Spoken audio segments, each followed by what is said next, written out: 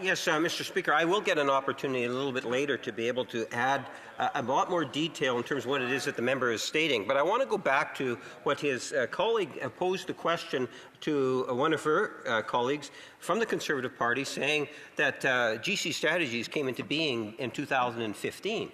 Well, Mr. Firth had a company with a partner which actually amalgamated into GC Strategies, and Mr. Firth was actually involved in that company and received literally millions in contracts from Stephen Harper and Pierre Poilievre when Pierre Poilievre was a part of the Stephen Harper government. So I posed a legitimate question to his colleague. His colleague even acknowledged that fact. And I'm wondering if he would still apply those same principles, and if he agrees he would apply the same principles, then does he believe that the House does have an obligation to look into Cordell, the same company with Mr. Firth was involved in? Member for Edmonton West.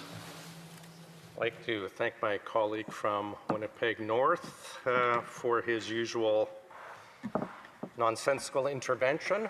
The Auditor General looked at the contracting. They did not find issues from the Harper era. They found issues that seemed to start in 2015 when this Liberal government took over. The Auditor General did 2 different reports on contracting around this issue. Not once was an issue brought up of poor procurement or fraudulent activity during the Harper era. It was all done during the Liberal era. I think the gentleman needs to reflect on himself and his comments and look inward to see where the corruption is.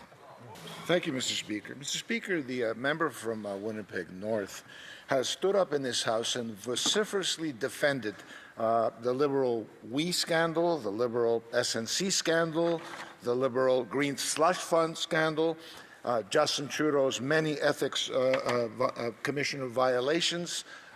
Yet he stands up in this House today and he's referring to a time when we had good governance in this country. So I ask the member opposite, why is it that this Liberal government opposite is refusing to get our money back? Canadians want their money back. It was stolen from us. We'd like it to have back, and it's actually nonsensical that the government would not be asking for that money back as well.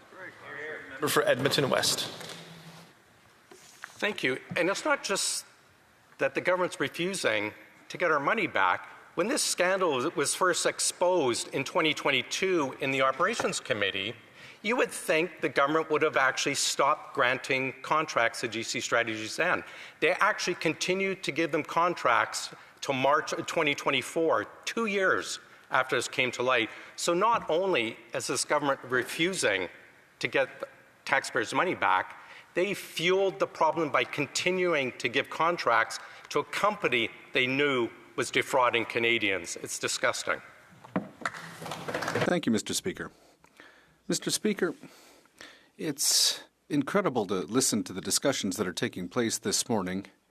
They don't seem to be contesting that we've been had, that Canadian and Quebec taxpayers had one pulled over their eyes by GC Strategies, and the number of $1 million are owed to them. With this morning's motion, the government is being asked to take measures to recover that money. But what's the debate we're hearing between the member for Winnipeg North from the government and the Conservative member? It's, well, if it was a Conservative government, would they be making the same request? Well, yeah, Mr. Speaker, money was stolen from us. We want to get our money back. We don't care, with all respect, we don't care who stole the money. We want to get that money back. So what does my colleague think? Can we say that, government, whether the government was Conservative or Liberal or even a bloc government, imagine, we would have the same thoughts. We want to get our money back. For Edmonton West.